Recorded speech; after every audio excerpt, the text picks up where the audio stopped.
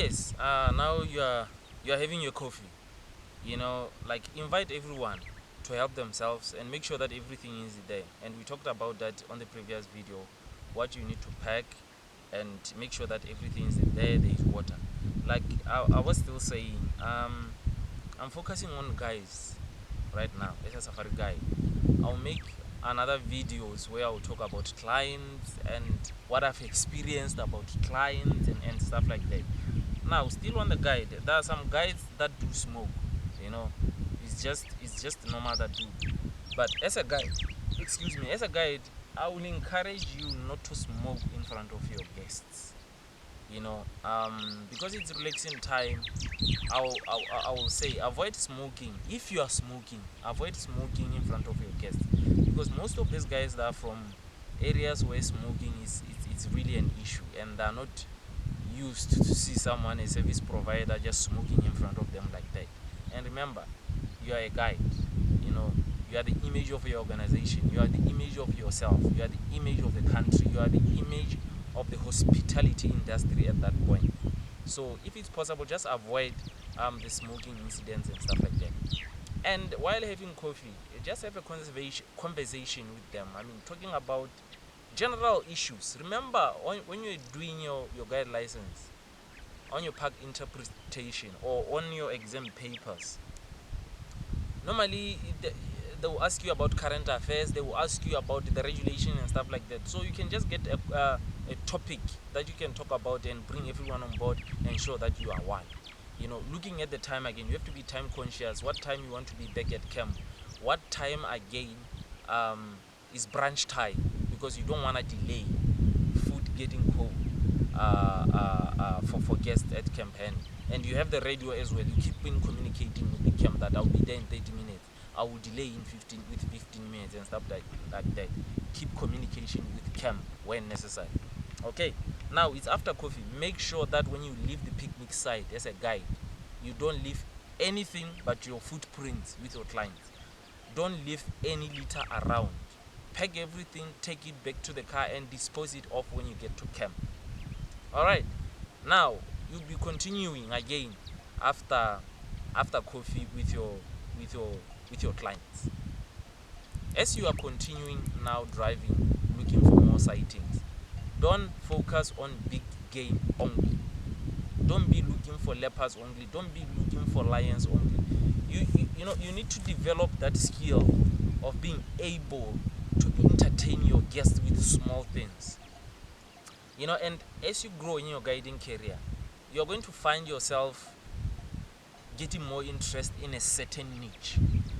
Because nature in general it's a broad spectrum. So now normally you find interest in a certain thing. Like for me, my passion and my interest is on birds.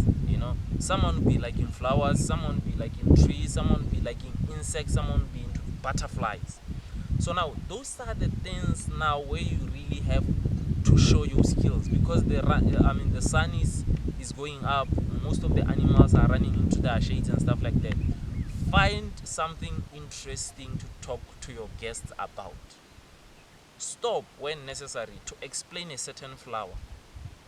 Why that flower is coming out at that time of the year. What does it represent and stuff like that. The issues of pollination with bees and stuff like that.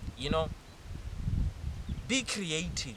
Don't be looking for buffaloes and elephants. Well, everyone will want to see that, but find something interesting in almost every situation. So that's how you improve your guiding, and that's how you keep your clients entertained. In every best safari experience your guests will talk about, there is a guide involved.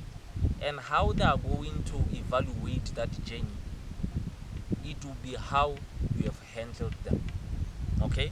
So now make sure that you are that creative guide. Make sure that you are that knowledgeable guide who can find interest in the small things. In case, because the bush is so unpredictable, you might be looking for lions and you don't find them. Alright. So keep on doing that. Continue with your drive. Drive slowly. If it's time up, then you are turning around or you are using an alternative route to go to camp. Just let them know that it's time for us to go to camp. Another point that I wanted to raise before the end of this video is the situation that I've seen happening a lot with guides. Off-roading. Apart from the fact that off-roading in most of our national parks and game reserves in Botswana is prohibited, it's not allowed. As a guide, you have to know that, and in an orientation, you should be able to include that as a guide or anyone in the game reserve is not allowed to off-road unless it's some special occasions, like research and stuff like that, or filming, you know. But also they've got their own regulations how they should manage their off-roading, because off-roading, apart from the fact that it damages the image of the environment, I mean, you've been looking at the greenery of the grass, you've been looking at that pattern, nice pattern of the vegetation, then you see car tracks. It destroys the image, you understand, and it can come as a risk factor to you again as a guide, because you might off-road and in tall grass, you don't know what is under that grass. Maybe there is an advac hole, maybe there is a very sharp stump that you are going to drive in, then you get an unnecessary puncture, or you are going to get stuck in an advac hole. So please be very careful with off-roading. And besides, again, off-roading, you know, the reason why there are designated roads in the parks and game reserve is for you to use them. Now once you off-road, you're going to step on an insect. I mean, you're going to drive over an insect. It could be a snake, it could be a beetle, it could be a millipede, it could be anything, and that thing plays a very important role in the ecosystem. Remember, in the ecosystem, everything you've got is functioning and important. So avoid off-roading by any cost. I know sometimes as a young guy, there is this issue of taking risks in order to see a fruitful sighting, that at the end you get a tip. A tip is one of the things that we are going to talk about on a separate topic. The importance of a tip, you know, the meaning of a tip, you know, how you should manage your tip and stuff like that. So now I've seen a lot of people taking those risks, like crossing a very unjudgmental water crossing where you don't know how deep the water is, because you have heard that there are wild dog sighting on the other side. You want to cross and impress your guests, you're going to get stuck, and sometimes you can get stuck there for a very long time without getting any help from anyone. And you know, trying to cross over soft sands unnecessarily in a pursuit of a fruitful sighting. So be careful of those.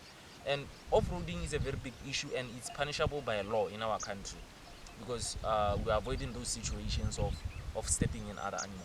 So I think for now, subscribe to the channel, hit the like button and the notification panel, so that every time I come with a topic of this nature, then you're notified, then you follow. This will be coming like as a series of videos, so you don't want to miss any video. So thank you very much, guys. I think this is so useful to you as guides, as anyone who's interested in guiding. Thank you. See you again next time. Peace.